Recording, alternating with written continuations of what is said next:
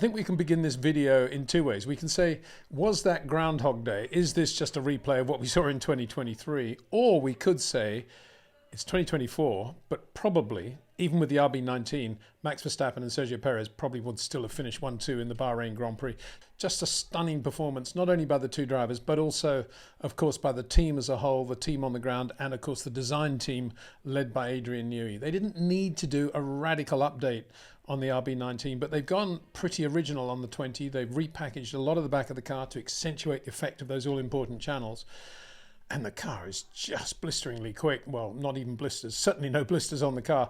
Max saying afterwards he felt completely at one in the car. And when he's saying something like that, he's touching the outer edges of the sheer pleasure of driving a Grand Prix car on the absolute limit. Not that he was on the limit at all, really. Probably was in lap 1, by which time he had a margin of 1 second at the end of the first lap.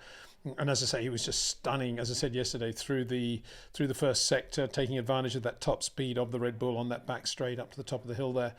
And then when he put on his final set of soft tyres to set fastest lap as well, that was one lap where he gave it everything. But after that, it was just cruise control for Max Verstappen. Cruise control for Max, of course, being probably a second a lap quicker than cruise control to everybody else, not because he pushes the car harder, but because he's so good at being economical with everything he does with his driving and still being extremely quick.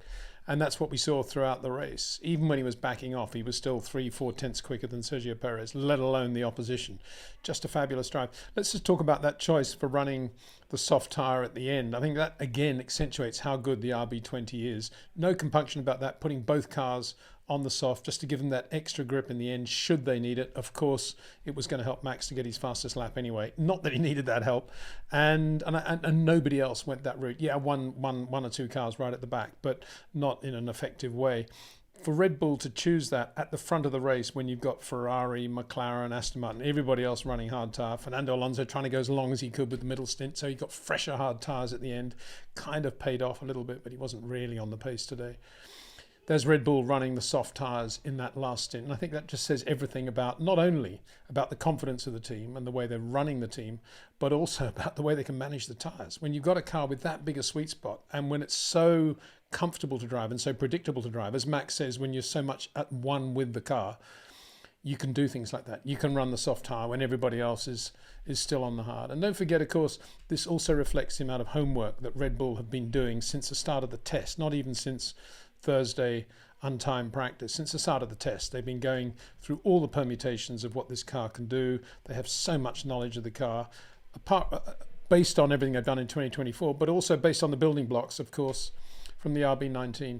I'd like to go on and on about it, but it's at risk of, I suppose, most Formula One fans saying, oh, another season of Red Bull domination. I'm not saying this is my job to do this, but this is what I feel from my heart, which is when you're seeing a team this good doing the job that well, it's a pleasure to watch it. And I think the TV coverage today was pretty good at accentuating the all-pervading power of Red Bull, and it was pretty good at showing how well Max was driving too, even on that opening lap, just cruising around third gear out of turn 10.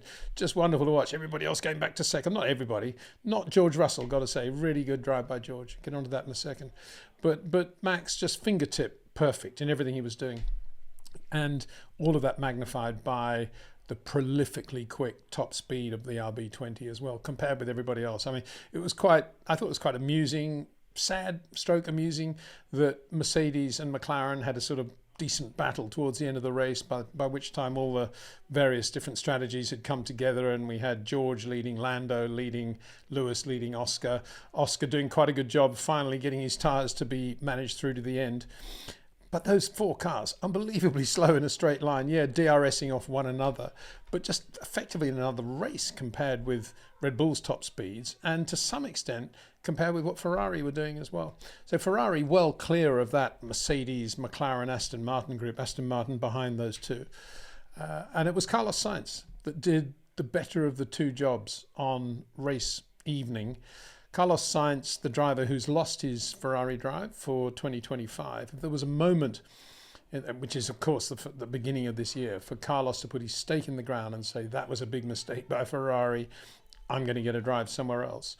It began in Bahrain, a beautiful drive by Carlos Sainz, really, really polished, is I think the correct word, in contrast to Charles Leclerc, who was all over the place virtually from the start of the race. Made a pretty good start and was there pushing as hard as he could in the early laps, but then made a catastrophic mistake at turn 10, ran wide, locked up, flat spotted the tyres. George Russell got through. And after that, it was sort of playing catch up for Charles Leclerc on both sets of tyres, from the soft and then to the first set of hard tyres, flat spotting them quite early on in the runs and just running out of brakes, looking terrible through 10. Ironically, it was where he actually passed George Russell to get back into fourth place, turn 10, on his last set. He was actually quite good on his last set, no flat spots, and he got the most from it. It's about as quick as his teammate Carlos Sainz, but a very, very messy bunch of 2 stints before that from Charles Leclerc. Very uncharacteristic for Charles to have done that, but at the end of the day, Ferrari 3rd and 4th, so not a bad result for them, ahead of their nearest opposition and about where we thought they might be. I said that I thought the gap probably is about 50% closed compared with 2023. I think I have to revise that now and say it's probably only 30% closed, maybe even 25% closed since last year. Maybe not any difference at all, actually, in terms of the gap. Interesting that, apropos nothing at all, but quite a lot of David Coulthard doing the questions afterwards is always primed to ask the last question about the next race, to get everybody excited about the next race, which of course is that triple DRS place called Riyadh in Saudi Arabia, not my favourite racetrack. And everybody's saying, oh yeah, should suit our car. If it's going to suit any car, it's going to suit the Red Bull, which is unbelievably quick in the straight line. Unless the other teams, of course, can take off a massive amount of wing, which I suppose they can do because there aren't any real, well, there are some corners there, but I don't think they're going to lose too much in terms of those high-speed S's through there. And yes, they'll probably be a bit closer in top speed to Red Bull. But at the moment, you've got to say Red Bull have definitely the best package for everything. They can take wing off, they can put wing on, get more downforce, and they can run the soft tyres when everybody else is running the hard. I mean, what more do you need to say? So Ferrari 3rd and 4th, a disappointing day for Charles Leclerc, a great day for Carlos Sainz. And the next group, which was Mercedes versus McLaren, it was George Russell, Lando Norris, Lewis Hamilton, Oscar Piastri, in that order. And that kind of reflected... It was an accurate reflection. I think George was on the limit all day. He did have that big moment when he got passed by Charles in the last stint. That was going into turn 10, as I say, ran wide, but otherwise drove really well. Lewis was cruising around towards the end, realised that he was going as quickly as everybody else and got past Oscar Piastri in a really nice move, actually at turn 1. When Oscar was coming out of the pit lane from his pit stop, Lewis had already made his. And they came into turn 1 alongside one another. Lewis was on the outside, Oscar on the inside. And Lewis really good at reading what was going to happen next. And sure enough, Oscar on the cold tyres ran a little bit wide. Lewis backed off slightly and then just nipped back on the inside. Really good bit of classic Lewis Hamilton reading the other driver performance. And he was there sort of kind of dancing with the music. But it wasn't really a great fun day for Lewis Hamilton. He was just at the back, a bit of a sort of added extra to the race, but nothing spectacular, which I don't know, is that what we're going to have from Lewis Hamilton all year? I very much doubt it, Lewis being Lewis. But from a Thursday where he was quickest on light fuel and very good on fuel runs, it was, and from a post-qualifying quote yesterday saying, oh, my car's much better on fuel load. I've got the car set up for that than I have for a performance single lap run.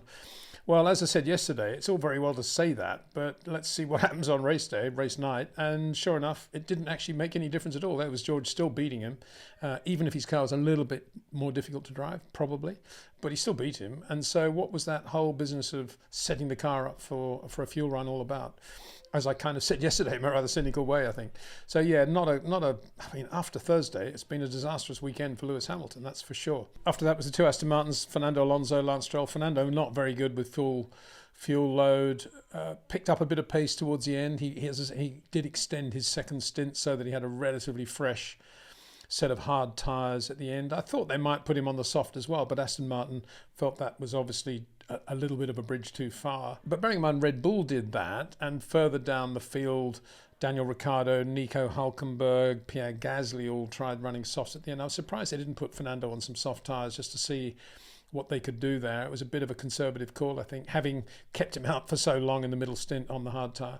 But he finished 9th, and Lance Stroll finished 10th. for Aston Martin. And just out of the points, Guanyu Zhou in the Sauber. So that was a better race for them than they certainly had in qualifying. And Kevin Magnussen underlining the performance of the Haas Ferrari this weekend. Nico Hülkenberg, another to be involved. Great shame for him after that P10 in qualifying, but another to be involved in the first lap. And he just played a catch-up race all day, but was pretty quick and pretty good throughout. So they're right there in the midfield at Haas Ferrari. So that was it. Red Bull 1-2, way ahead of the rest. And if Max had had a problem, Sergio Perez would have won that race easily. He did have a little bit of pressure, so Ferrari thought from Carlos towards the end, maybe the soft tyres were going to go off. But every time Carlos found a 10th here, 10th there, Sergio responded, drove really well. So even without Max, it would have been a Red Bull win. Sergio Perez doing a great job there. But Max was there, of course, and it was just a case study on how to do it right. Absolutely fabulous, great result for them. And so we move on to Riyadh, to that triple DRS circuit. Well, they call it a circuit anyway, kind of Formula One venue. I think it's probably the best way to describe it.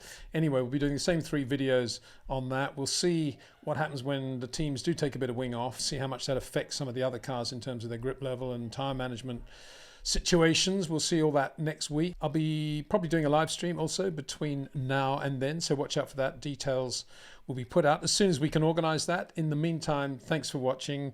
Thanks to Jetcraft, thanks to Pitbox.io. See you all soon. Stay safe.